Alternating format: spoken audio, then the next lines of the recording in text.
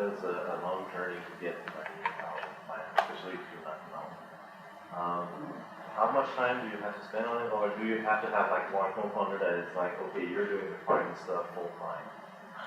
Yeah, so the question is, you know, if you're a new studio and not really known how much effort and how much work it is. I mean, it depends, but it's not like, oh, this weekend I'll work on the pitch.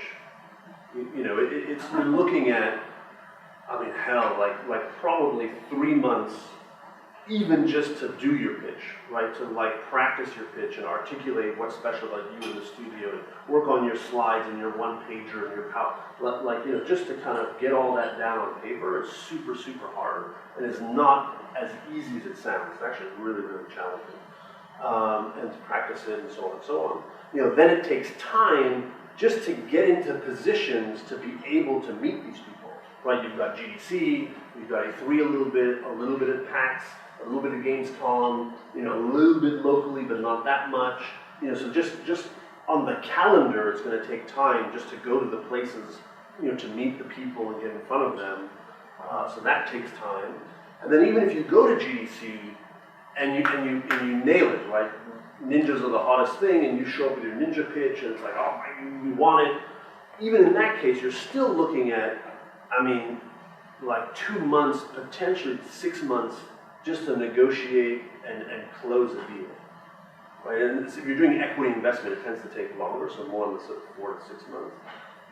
So you know, like I said, it's not a pot of gold that, oh, we need it, we're just going to walk over there and grab it. You know, you're talking about, you know, it's like a year-long process to raise real funds. Now, if you're at the very beginning and you're going to go chat with your rich uncle, you know, then it's, well, Thanksgiving, and you sit down and you say, hey, uncle, I can use a couple of bucks to, you know, and then it's done, right? So, I mean, obviously it depends on what stage you're at, and also what access you have to friends and family that have actual money that they can provide, or, you know, it goes much faster if you have savings of your own, because then it's about convincing yourself that you're worthy enough to invest in. But it's a long, drawn-out process. The same thing like Kickstarter, right? Kickstarter, everyone sort of misunderstands how long it takes, right? It's minimum 1 month full-time work just to build the campaign, another month full-time to like run the campaign in terms of feedback, answer questions. There's 2 months full-time, one person, if not more people. And what most people forget is it usually takes about 9 months prior to the start of the campaign just to start the social media community development process to even get enough momentum to push the button on the Kickstarter. So you're looking at also kind of a 9 to 12 month period to do a really successful Kickstarter campaign. It's not like one weekend you wake up and say, oh shit, we need some money, let's do a Kickstarter. We heard it takes a month. It's like you're 9 months behind. So it's real time. Yeah. You would suggest that somebody actually worked on it. Yeah. So what are the records? Like for the coder and the artist, like, yeah, they have to fucking work on the game. Like. So doing the business is part of making the game, right? It's not we code and we draw and, oh, there's that stupid business stuff. If you want to be an independent, an indie entrepreneur, designing the business is part of the work that you have to do, not like, like someone else will.